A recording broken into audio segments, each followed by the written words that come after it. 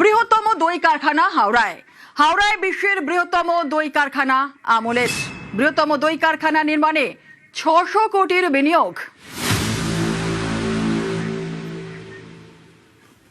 বৃহত্তম দই কারখানা হাওড়ায়। হাওড়ায় বিশ্বের বৃহত্তম দই কারখানা আমুলের। আর বৃহত্তম দই কারখানা নির্মাণে ৬০০ কোটির বিনিয়োগ। হাওড়ার সাঁকরাইলে তৈরি হচ্ছে আমুলের প্লান্ট। আরো বিস্তারিত জানবো, আমাদের সঙ্গে রয়েছেন আমাদের প্রতিনিধি সোমরাজ বন্দ্যোপাধ্যায়। সোমরাজ, আমুল পরিবর্তন, সাঁকরাইলে আমুলের যে প্লান্ট তৈরি হচ্ছে, ভূমি পুজো হবে, একটু জানার চেষ্টা করব যে কত দই, লস্যি, ঘোল উৎপাদন হবে এখান থেকে। দেখো, বিশ্বের বৃহত্তম দই কারখানা হতে চলেছে সাঁকরাইলে আমুলের এই প্ল্যান্ট। শুধু তাই নয়, প্রত্যেক দিন গড়ে 10 লক্ষ কেজি উৎপাদনের ক্ষমতা রাখা হবে এই দই কারখানা থেকে।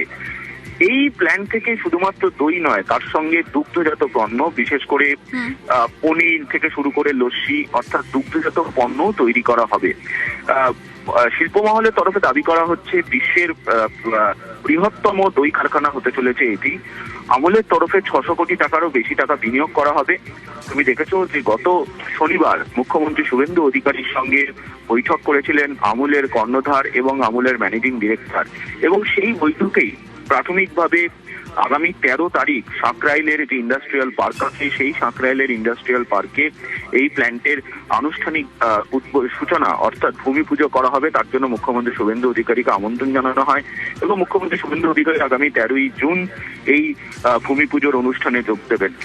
রাজ্যে পালাবদলের পর একাধিক শিল্পপতিরা তারা বিনিয়োগের আগ্রহ দেখাচ্ছেন বিশেষ করে, এবং সেক্ষেত্রে অবশ্যই আমুলের হাত ধরে রাজ্যে শিল্পে বিনিয়োগের সরকার পালাবদলের পর সূচনা হতে চলেছে। তার কারণ, ভূমি পুজো করবে আমুল গ্রুপ আগামী 13ই জুন হাওড়ার যে সাঁকরাইলের ইন্ডাস্ট্রিয়াল পার্ক রয়েছে, সেই সাঁকরাইলের ইন্ডাস্ট্রিয়াল পার্কে আমুলের তরফে আগেই জমি নেওয়া হয়েছিল, এবং সেই জমিতেই ভূমি পুজো হবে এবং তার মাধ্যমে এই প্ল্যান্টের কাজ শুরু হবে। এবং মনে করা হচ্ছে এই প্ল্যান্ট থেকে 10 লক্ষ কেজি উৎপাদন প্রত্যেক দিন গড়ে করা হবে। এবং শুধু তাই নয়, এই প্ল্যান্ট থেকে গোটা দেশ শুধু নয়, গোটা বিশ্ব জুড়েও আমুলের তরফে বিভিন্ন যে দুগ্ধজাত পণ্য তৈরি হবে তা রপ্তানি করা হবে। ফলত সব মিলিয়ে রাজ্যের বিনিয়োগের পরিবেশের জন্য অবশ্যই সুখবর।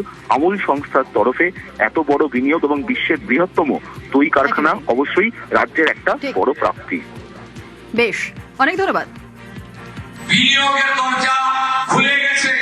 13 তারিখেই সাঁকরাইলে ধুলাগড়ে আমুলের নতুন প্ল্যান্টের ভূমি পুজো। একটার পর একটা ইন্ডাস্ট্রি এনে এই রাজ্যে বিনিয়োগ এবং কর্মসংস্থান আমরা সফলতার চূড়ান্ত জায়গায় যাব। আপনারা দেখতে থাকুন ডবল ইঞ্জিন কাকে বলে। বাংলায় শিল্পের স্বপ্নের উড়ান, আশাবাদী দিলীপ ঘোষ। প্রায় ৬০০ কোটি টাকার বেশি বিনিয়োগ আমুলের। ডেবরাতে আরো একটা বড় প্রজেক্ট বলেই দাবি।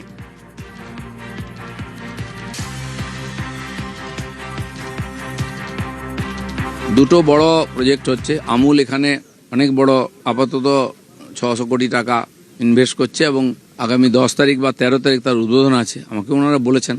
এছাড়া আমাদের মার্কেটিং এর তরফ থেকে একটা বড় প্রজেক্ট তৈরি করা হচ্ছে ওখানে ডেবরার কাছে, নদীর ধারে। সেটাও খুব বড় একটা প্রোগ্রাম সরকারের তরফ থেকে হচ্ছে। যারা রেডি ছিলেন, জমি ছিল, করছেন, বাকিরা জমির খোঁজে আসছেন, কথা বলতে আসছেন, কোথায় কোথায় তাদের জায়গা দেওয়া যায়, কি ধরনের বিজনেস করবেন। সরকারি সিস্টেমটা তো অনেকদিন ধরে চাপা পড়ে গেছিল, সেটাকে একটু উদ্ধার করে নিয়ে এলে ফটাফট কাজ শুরু হবে। রাজ্যে পালাবদলের পর বাংলায় শিল্পের স্বপ্ন। হাল ফেরাতে তৎপর বিজেপি সরকার। 100 দিনের মধ্যেই নতুন শিল্পনীতি আনার বার্তা। শিল্প মহলেও ভয় আউট, ভরসা ইন। জমি নীতি একটা নিয়ে আসা প্রয়োজন আছে, আমাদের ডেটা পলিসির প্রয়োজন আছে।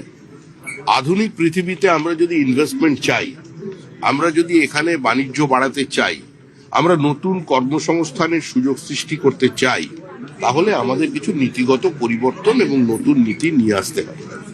সেটা আগামী 100 দিনের মধ্যে শুভেন্দু অধিকারীর নেতৃত্বে যে পশ্চিমবঙ্গের রাজ্য সরকার চলেছে, সেই সরকার করে দেখাবে।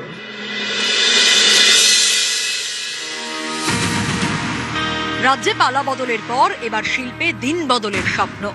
বিজেপির হাত ধরে স্বপ্ন দেখছে বাংলা। স্বপ্ন দেখাচ্ছে বাংলার প্রথম বিজেপি সরকার। 9ই মে বাংলার নতুন মুখ্যমন্ত্রী হিসেবে শপথ নেন শুভেন্দু অধিকারী। নতুন সরকারের 1 মাস হওয়ার আগেই বিপুল লগ্নির খবর। আমুল থেকে রশ্মি গ্রুপ, পালাবদল হতেই একের পর এক বিনিয়োগ।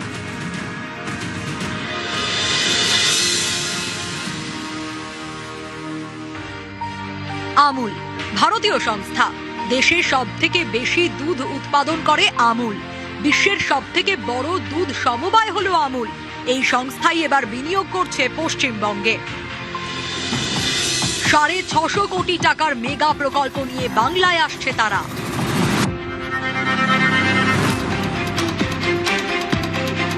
আমুল 650 কোটি টাকা বিনিয়োগ করছে। এটা বহু শয় হাজার হাজার কোটি টাকার বিনিয়োগ বাংলায় হবে। আমরা আশাবাদী। শুধু তাই নয়, যাতে বাংলার ছেলে মেয়েরা যার যা যোগ্যতা অনুযায়ী তারা কাজ পেতে পারে, চাকরি করতে পারে। এবং এখানে সেটা তো শিল্প না হলে হবে না। সরকারি চাকরির বাইরেও শিল্পের কর্মসংস্থান যদি না হয় তাহলে ঘুরে দাঁড়ানো যায় না, কোনো রাজ্যের পক্ষেই সম্ভব নয়। তো পশ্চিমবাংলাতে তো 15 বছরে শিল্প হয়নি। রাজ্যে 35,000 কোটি টাকা বিনিয়োগের পরিকল্পনা করেছে রশ্মি গ্রুপ। এই বিনিয়োগ বাস্তবায়িত হলে রাজ্যে 50,000 কর্মসংস্থান হবে।